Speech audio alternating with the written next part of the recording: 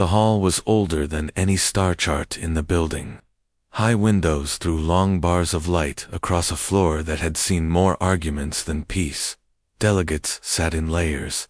Each row had faces from worlds that thought in rings, or in glass, or in cold math. They wore robes, chains, markings of rank. They also wore certainty. The council liked certainty. The screen at the front blinked. A soft sound came through, breath and a laugh. It was not music. It was not a machine. It was messy, quick, full of air. The sound did not fit the neat shapes of the hall. Some delegates leaned forward like flowers, opening. Some frowned. One delegate put a hand to a mouth, as if to stop a cough. Machines ran the signal through every decoder. They spit out numbers. They suggested translations. Nothing made sense. Then, under the laughter, a thin line of code slid across the screen. Plain text. No flag. No symbol. It read, in a language the machines could label but not feel. We see you. We will come small first. A hush fell so deep, the machines clicked louder. A voice from the back hold, and dry said, humans. The word moved through the rows like wind. Someone hissed a single new name for the species. Insane. The word was not kind. It meant reckless things, risk that did not fit in a spreadsheet. It meant unpredictable. On Earth, in a hangar, under a sky with fewer lights than the hall, a small crew watched the same image. They watched on a screen glued into a wall that had once been painted blue. Their ship sat in the dark, a patchwork of parts, with a crooked sun painted over one side. It smelled of oil, coffee, and the cloth of old uniforms.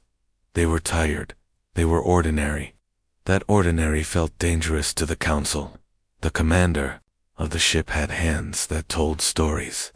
They were scarred, quick, not obeying ceremony. She had once fixed an emergency radio with a spoon. Her laugh was a soft thing that did not match the roar of engines. When the code came through, she did not stand on ceremony. She did not shout a plan. She simply looked at the crew and said, "We go small." Her voice was plain as bread. The council argued. Some wanted soldiers. Some wanted rules. They wanted names, lists, numbers, proofs, 1,000 strategies, and one fear filled the hall. The machines suggested caution. The diplomats suggested waiting. Yet the code said only 3 words more, like a hand on a chest. We will come small. No weapon, no boast, a tiny promise. A silver probe left the council world the same hour. It moved like a polished thought through empty space. It arrived above Earth with quiet certainty. Cameras read the hangar. They saw the little human ship in shadow and took pictures. The images went back to the council and were met with silence that tasted like steam. The probe recorded something odd. It recorded a child carrying a bowl of soup across the hangar. The child tripped. The commander caught the child with one injured arm. The moment had no plan. It had clumsy kindness. The probe's sensors could read heat and movement. They could not read why someone stayed when it was easier to run. The ship prepared to lift. The crew checked bolts with hands that smelled of gasoline and luck.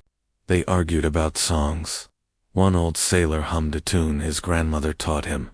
A woman tightened a wire and tied it off with a strip of cloth. The ship's fuel lines were a map of choices and patchwork. The ship had no registered weapons. It had a small crate of seeds, a speaker that sometimes sputtered, and a box of tools. When engines started, the probe watched and measured. At first all looked normal. The ship rose on a soft, shuddering breath. Then the pattern changed. Power did not spike. Noise did not climb. But the ship moved with a speed that the probe's models could not chart. It slipped past the sensor range like a thought that did not want to be caught. The probe's logs filled with blank spaces where answers should be. News feeds in the council filled with new words. Some delegates laughed in scorn. Others leaned closer. People who taught war and peace shifted their chairs. Models and predictions failed on small scales and in strange ways.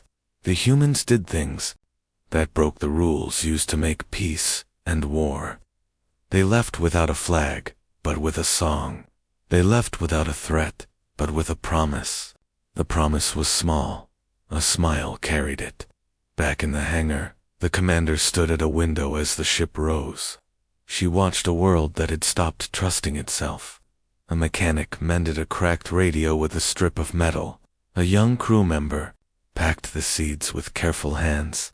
They did not speak of glory. They spoke of maps and places to sleep. They spoke like people who had kept promises for no reward.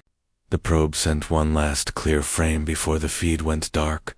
The commander's face, lit by the ship's weak panel light, eyes fixed on a distant star. She seemed tired. She seemed ready. She lifted one shoulder in a small, crooked smile and said, voice barely a whisper, "We are coming." Then the screen died, and a thin line of static filled the hall. Across the rows, the word insane shifted. It shook off only one meaning. Some felt it as danger. Others felt it as a new kind of fire. The machines could measure speed and heat. They could not measure why a small crew would leave a safe harbor with only a laugh and a promise. The council sat in a silence that smelled of old maps. Outside, the human ship vanished into black.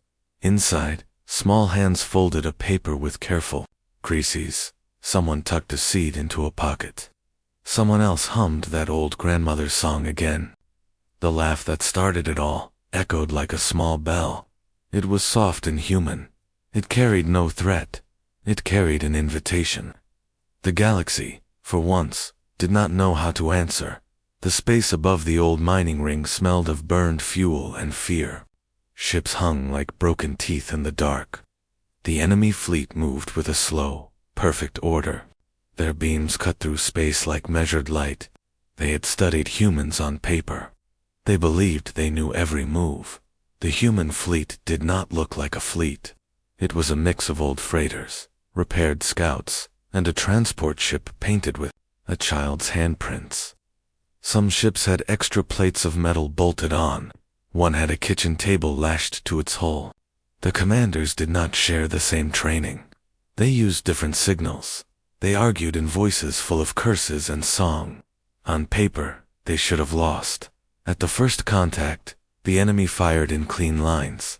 Their weapons sang in a rhythm that meant death. The human ships replied not with perfect counters, but with noise and life. One pilot, a man with fingers stained with grease, did not plot a textbook path. He dove his small ship toward the sunlit edge of a moon and opened his cargo bay. Inside sat mirrors, old window panes, polished spoons, salvaged shards. He scattered them like a child throwing leaves. Light hit the mirrors and exploded outward. Enemy sensors returned hundreds of ghost images. Missiles tracked reflections and steered into empty space. Systems that trusted clean answers stopped trusting anything. The flagship of the enemy spun, uncertain where to point its guns. On another deck, a woman wrapped a drone in paper cranes. She had folded them in the dark of a broken mess hall. Each crane held a tiny device, a cheap sound emitter, and a sticky pad. She launched the drone toward the nearest cruiser. The drone screamed a human song as it flew. The song was slow, offbeat, and full of breath. Enemy algorithms could not parse the rhythm. They treated it as noise. The tiny pads clung to HULL plates.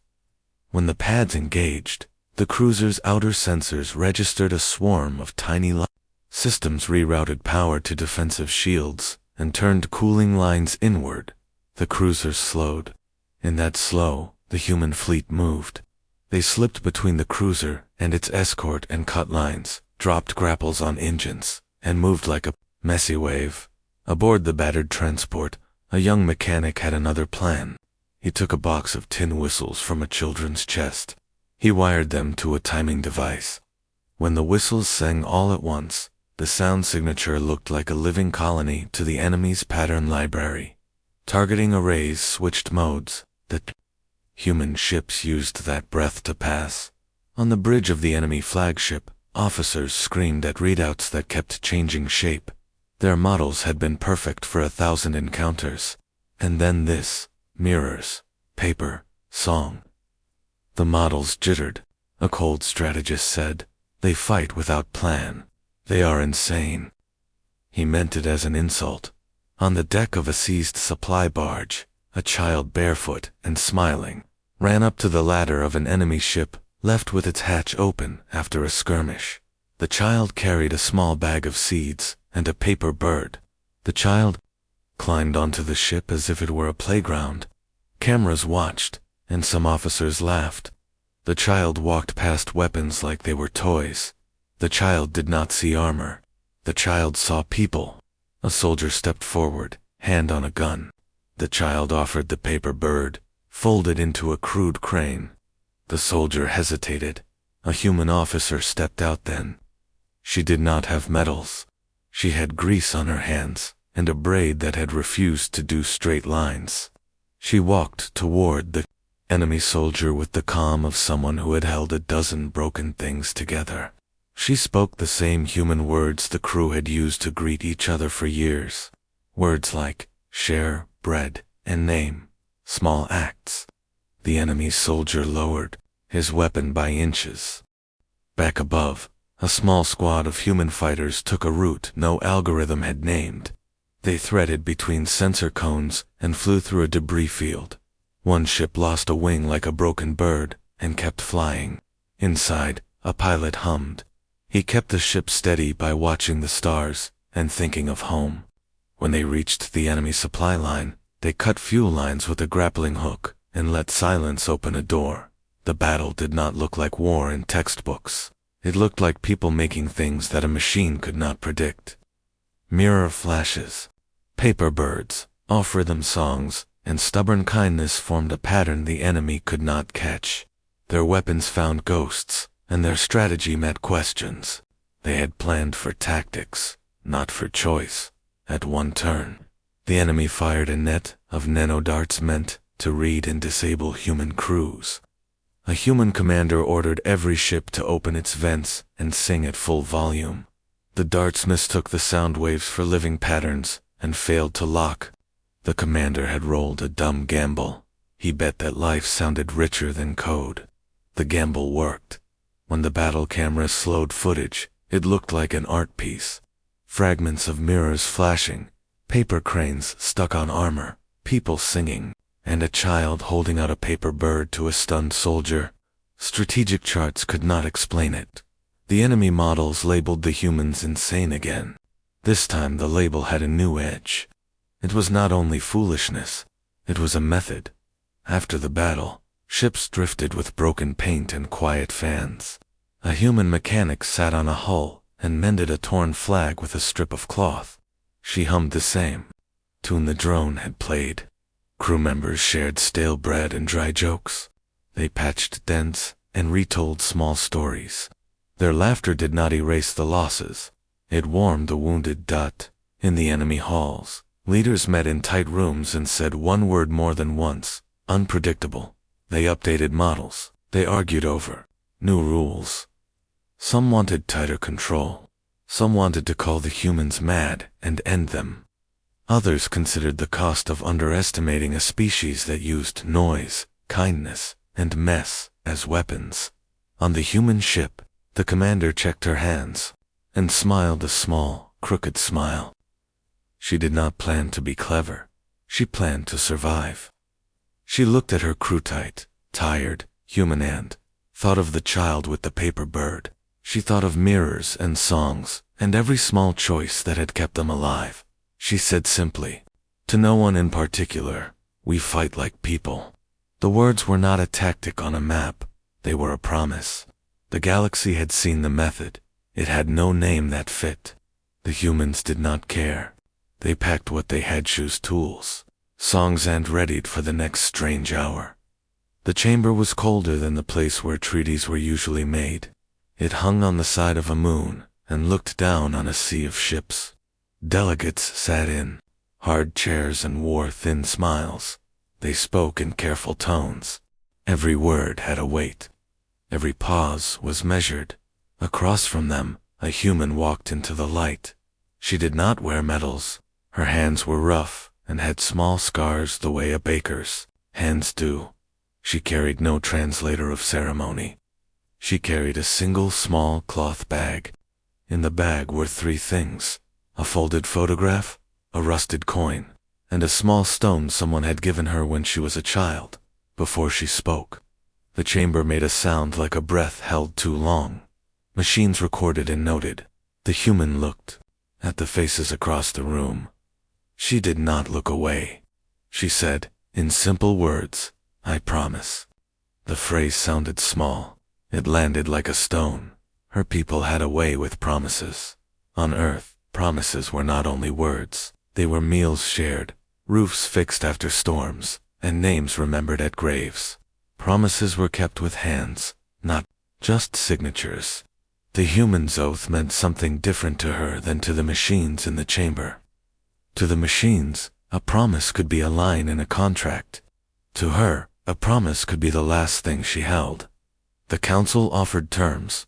They offered credits, maps, safe passages, and an oath of their own. The humans' people wanted only one thing: a chance for a colony to live. The council asked for proof. They asked for collateral. The human put her small bag on the table and said, "If I break my word, take us all." Laughter rose in the room. It was quick and sharp. Some delegates called the human insane for even offering such a thing. Why risk a whole colony on a promise? Why not bargain safer? But the human did not bargain like a ledger. She spoke like someone who had watched neighbors sink under rules and knew what it meant to keep a promise, even when the world called it foolish. A test was set. The council made rules. The human people would show they could keep a promise by sending one of their own to a remote station. If she did what she said, the council would grant them a route and shelter. If she failed, if she lied, or fled, or caused harm, the council would claim the colony. The stakes were clear. They were cruel in their clarity. The chosen human was the woman with the bag. She left her home with small things tied to her belt. She traveled in a cracked shuttle and kept a photo of her child in her pocket. Cameras watched her every move. Analysts fed her life into models and said the odds. The models said people often flee when danger comes. The models said promises break under pressure. When she reached the station, it did not greet her with fanfare. It was a thin platform set against black. Delegates and their guards watched from above. The human walked onto the platform like someone going home. No one expected her to act. Then, a storm happened. Not a storm of weather, but the sort the galaxy understood as danger. A small craft lost control and slammed into a docking ring. Flames licked and alarms screamed. The council's guards moved in precise lines. They had plans. They had shields. They had machines to calculate rescue odds. The woman did not wait for plans. She ran. She climbed through smoke that smelled like burnt oil and old wood. She saw a child trapped beneath a twisted hatch. The child was crying in a voice that broke the neat models. Around her, the council's guards shouted orders. They said, "Secure the ring. Keep the others safe. Do not risk more lives." The human laughed, a short, sharp sound that had no ceremony. She did not hear the orders. She lifted the hatch with hands that had pulled anchors and chopped wood. She pulled the child free and wrapped him in her jacket. A guard fired a reprimand. The woman did not look back. She ran toward a shuttle while flames licked the air. She wrapped the child close and promised in soft words, "I will not leave you." Cameras recorded everything. Analysts replayed the footage and fed it into their systems. The numbers changed. A model that had predicted flight now saw a person trade safety for a stranger. The room that had once laughed now fell quiet. The council argued. Some said the woman had acted out of raw emotion and had put more people at risk. Machines calculated. The extra minutes lost as increased danger. Others watched that same footage and felt the image of a promise kept like an arrow through their plans. They had never prepared for loyalty as a tactic. Loyalties did not fit their neat graphs. The woman returned to the chamber. She was singed and tired. She handed the photograph and the coin back to the council's clerk. She looked at the delegates and said, "Keep the debt. We kept our word. Now keep yours."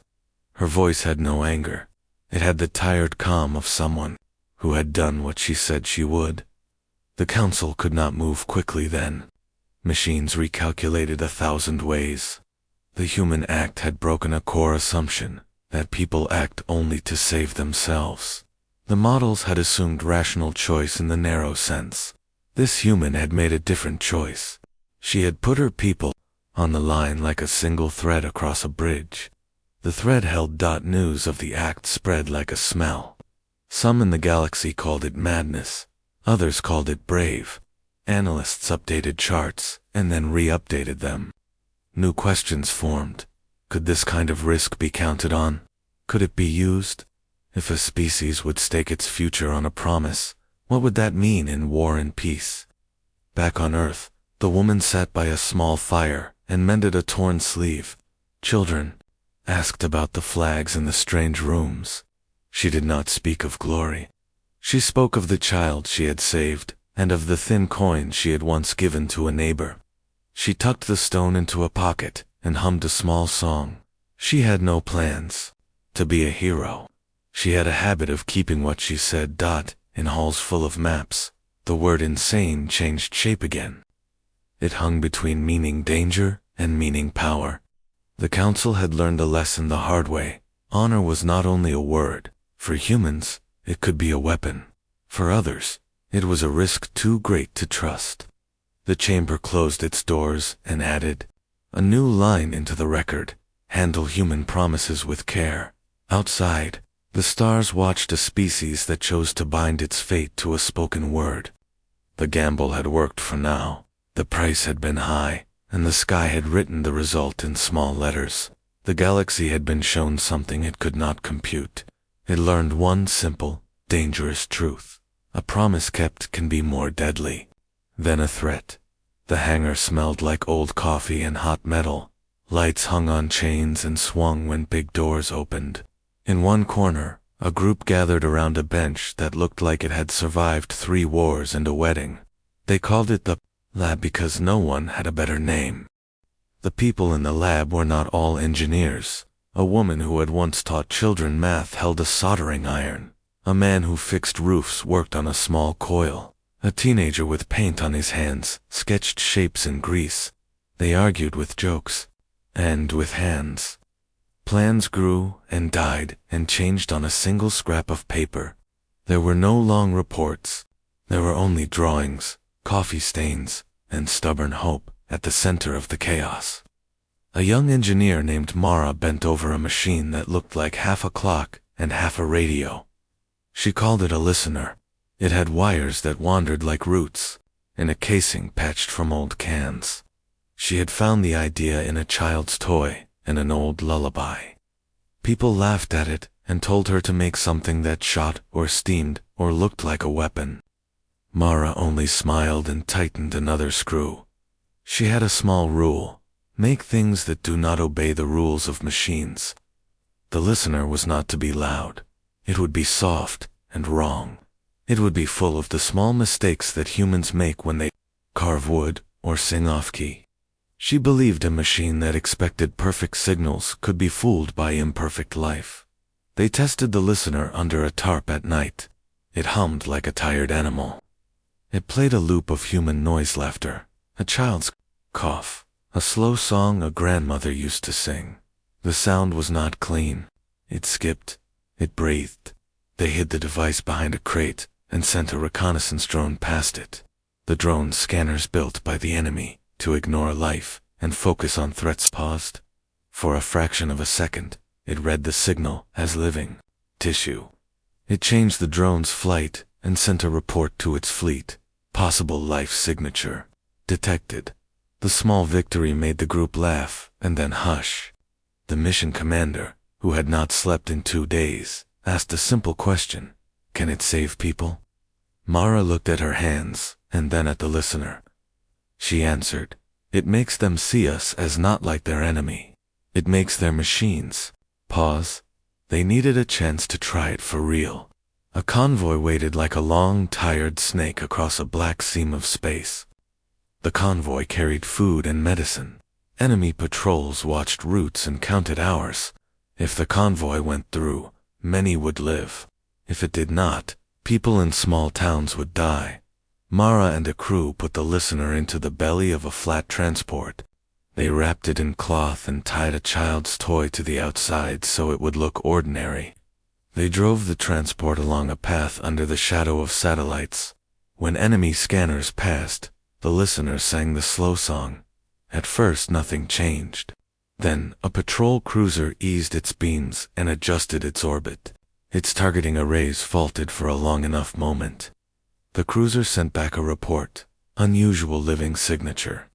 Possible ecological presence. The enemy command paused while algorithms rechecked.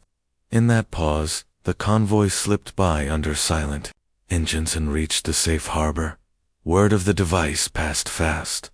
The council's analysts flagged it as an anomaly. The enemy's technocrats called it trickery and a fluke.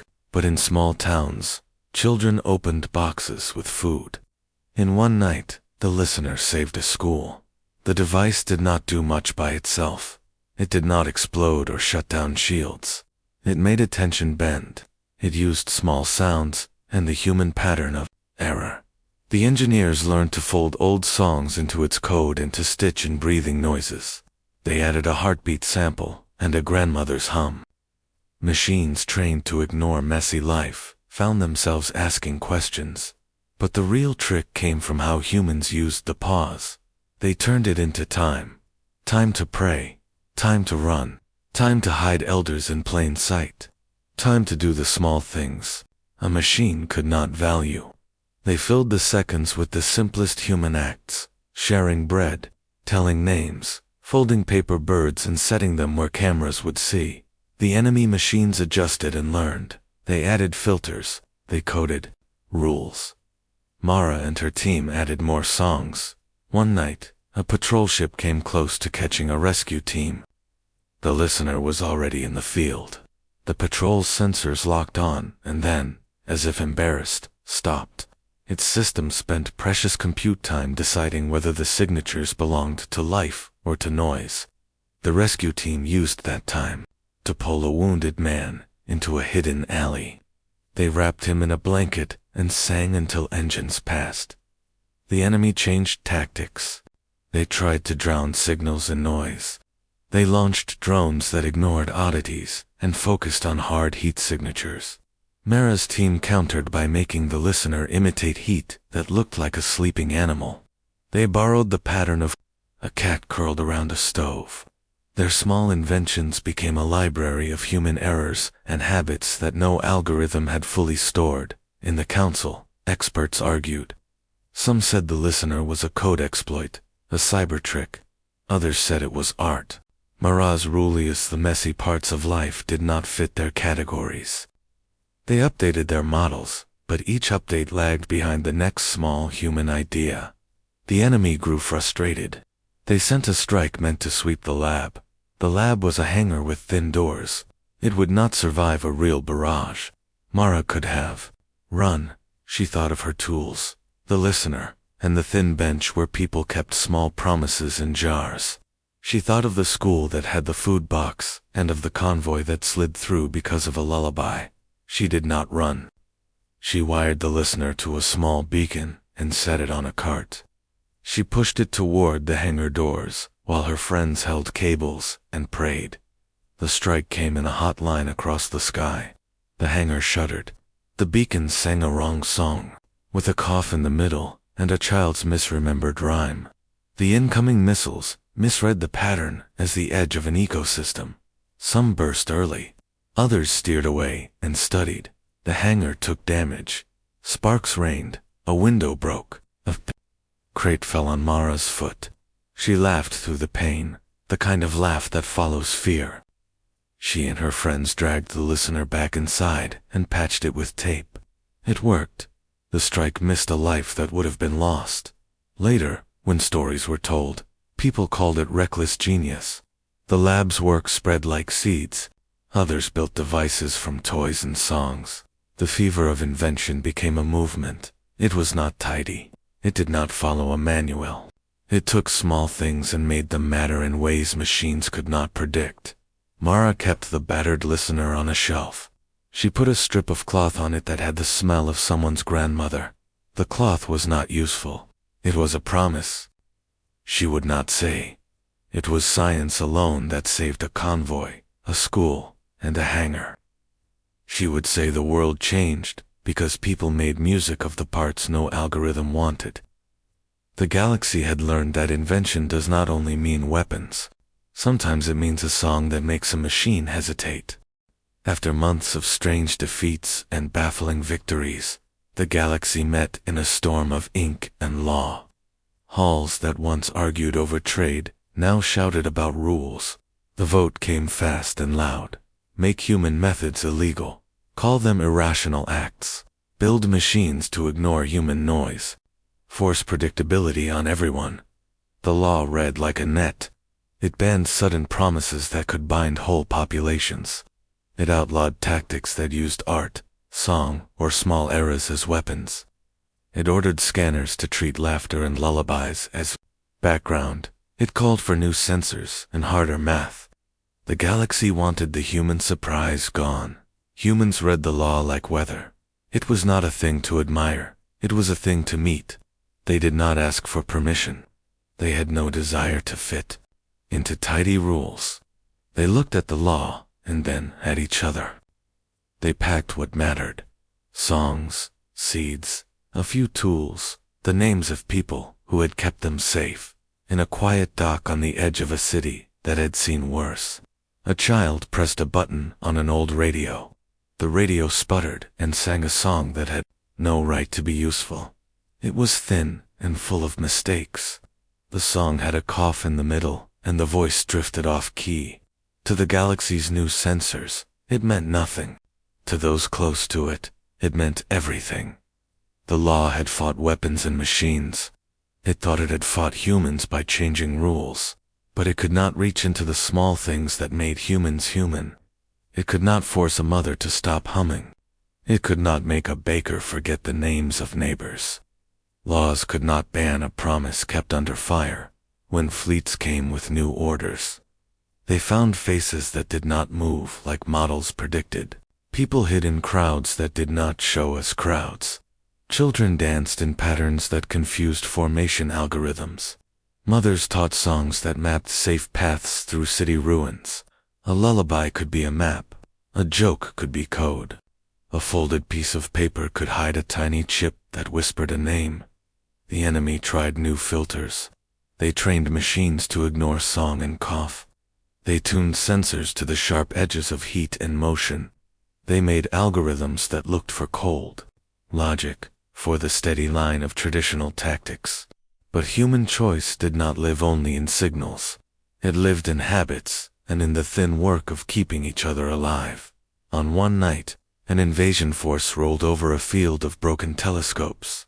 They expected the usual patterns: retreat, surrender, the stamping of flags. Instead, they met mothers who had learned to cook with no flame and to fold maps into paper cranes.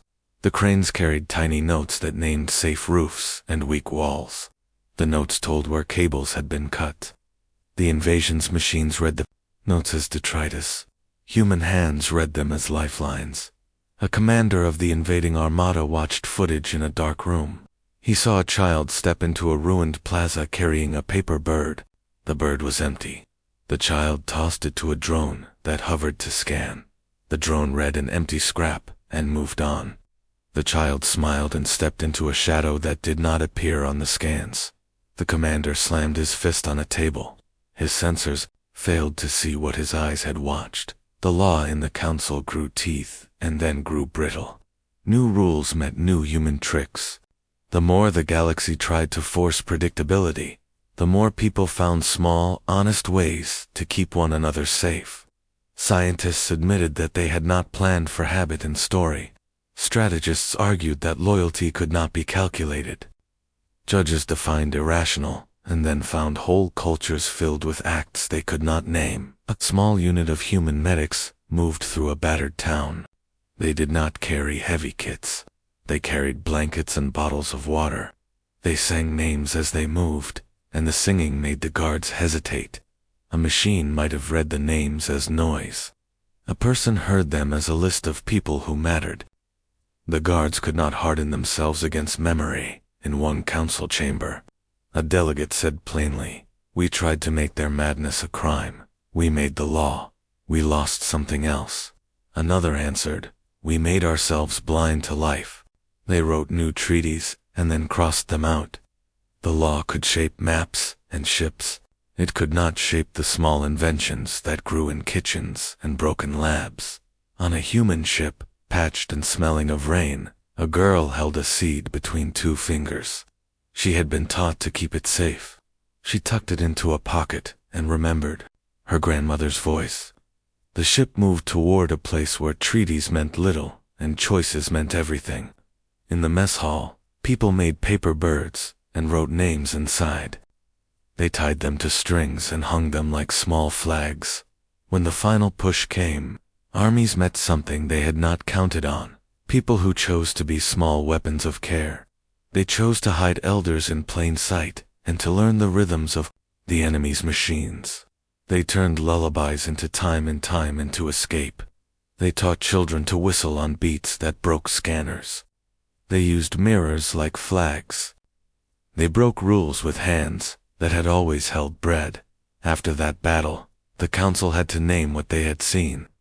They did not want to say madness like an insult. They did not want to call it weakness. They settled on a new phrase, the insane standard. It would mean a quality both feared and respected. It meant a species who used unpredictability as a blade. It meant that what once looked like danger now looked like a defense. Humans did not celebrate the title. They kept being messy and kind. They kept making small tools and smaller promises. In a quiet moment after the noise, the commander from the first ship stood under a sky heavy with new stars. She held a crumpled paper bird and let it float away. She watched it catch a warm light and then drift. She did not need the council's name. She had seen what kept people alive. It was not laws or ships. It was choices. She smiled, small and crooked, and said to the ones near her, "We are not mad. We are human." The bird turned in the light and then vanished between the stars.